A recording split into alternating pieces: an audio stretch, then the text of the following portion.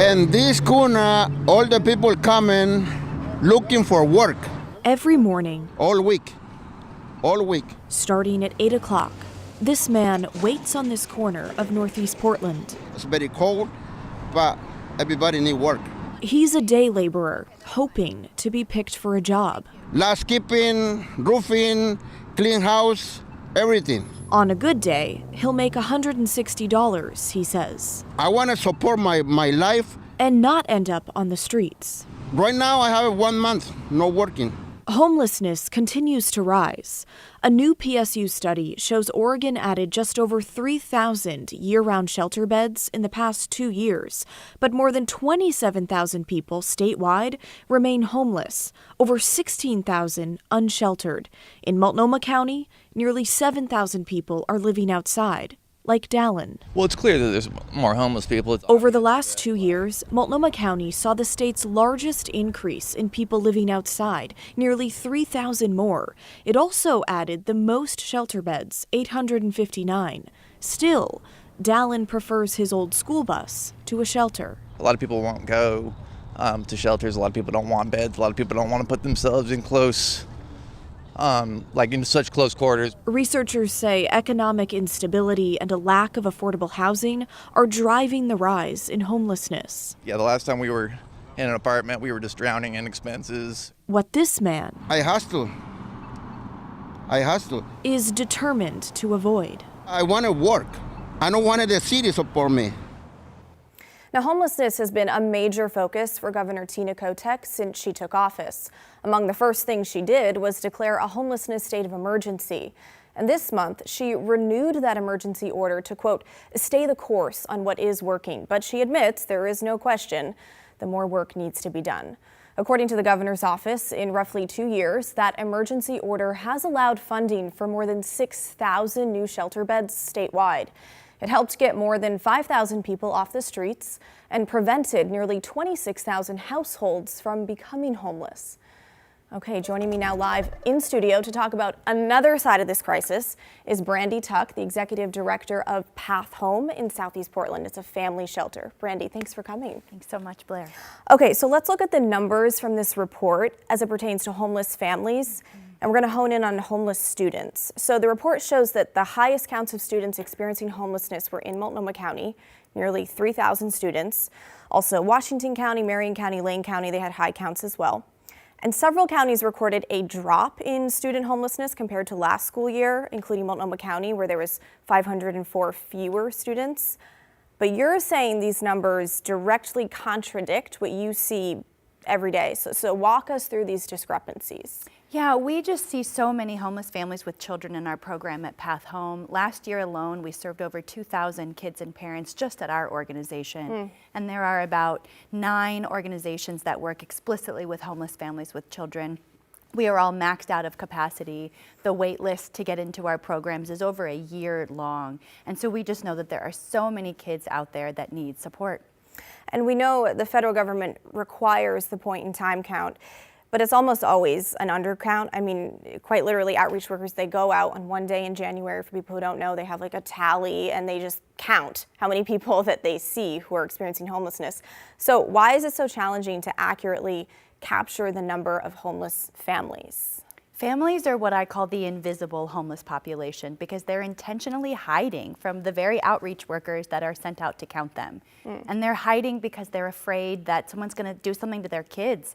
They're afraid the state is going to take their kids into child protective services, or they're afraid like a kidnapper or an abuser is going to get their hands on their kids and something really bad could happen. So these families hide intentionally. They are going around from Walmart to Walmart in the parking lot, staying in cars or RVs. They're going around camping in the darkest, deepest parts of the forest, up in Forest Park and along the Willamette River. And they're just in places where you can't find them, and that's purposeful. So how would you track these homeless families, right? Like what could you do differently in this count so that we could capture? You know, I think the Oregon Department of Education does do the best job they can of counting homeless students, but we know that's an undercount, especially because the attendance records for so many students that experience homelessness are really low. We have a lot of new immigrant arrival families from places like Venezuela and Guatemala and Mexico, and those kids are not going to school. They're being held out of school by their parents because they're afraid of immigration and things like that, and so we just believe that it's just such an undercount. And we would love to find a better way to know how many kids and parents are experiencing homelessness. So knowing that this is such an undercount, are reports like this more harmful than helpful? I think the point-in-time count, when it's used as the only data source in our community to say how many people experience homelessness, it can be harmful to the communities that are not represented in the count. The Oregon Department of Education numbers are much better than the point-in-time count. The Oregon Department of Education data is not included in the point-in-time count. The point-in-time count says that there are very, very few children who are homeless in Multnomah County, and the Oregon Department of Education directly contradicts that. So I think that we do need to look at Oregon Department of Education, but that's just the school-age kids. That's not the little kids who are under 5 years old, who are not yet in the school districts and aren't being counted. So I think we do need to find a better way to get data. And how many families with children would you say come through your doors that aren't being captured by this PIT count? Do you have any specific examples? I think it's the vast majority of the families. I mean, according to the PIT count, the by name list, there's maybe, they say 700 families and children, kids and parents, 700 kids and parents in Multnomah County. Path Home served 2,000 just last year. Wow. And so we know that there are so many more out there. So because the PIT count, is used to determine federal funding, do you think policies and resources are really be aligned with the scope of this crisis? No, I don't. And I think that the PIT count, because it's not just, deciding federal resources, but our local county, city, and metro SHS dollars are also allocated based on this PIT count. And so we know that it's an undercount in general. There aren't enough resources going to homelessness to solve the issue. But when we look at families, families get less than 10% of Multnomah County's overall homeless services dollars. And we know that there are thousands of kids out there that need support.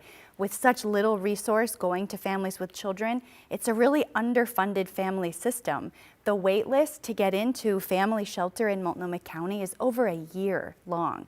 So these kids and their parents are having to stay outside. They're moving place to place to place every single night because we're not dedicating the resources to that population that need it.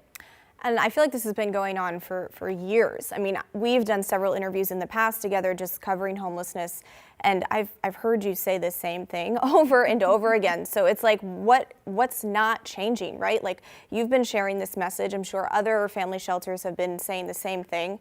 Why do you feel like it's not heard and policies aren't changing and you're not getting the funding that you so desperately need? I think it's really because we're focusing on these data sources that skew the numbers and don't really show the total amount of people that are experiencing homelessness. When we talk to elected officials, so many of them are shocked when we tell them how many students and how many kids experience homelessness. They have no idea. It needs to be communicated at such a broader level in our community, and we need to be talking about these kids.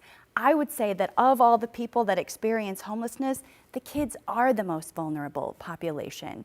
And it's a population that we could end homelessness for relatively quickly if we dedicated the right resources to them, because these are by and large parents that are either employed or employable, and they don't need a ton of help. They don't need years and years of treatment and resources. They need a little bit of help, some financial assistance for rent, and some intensive case management.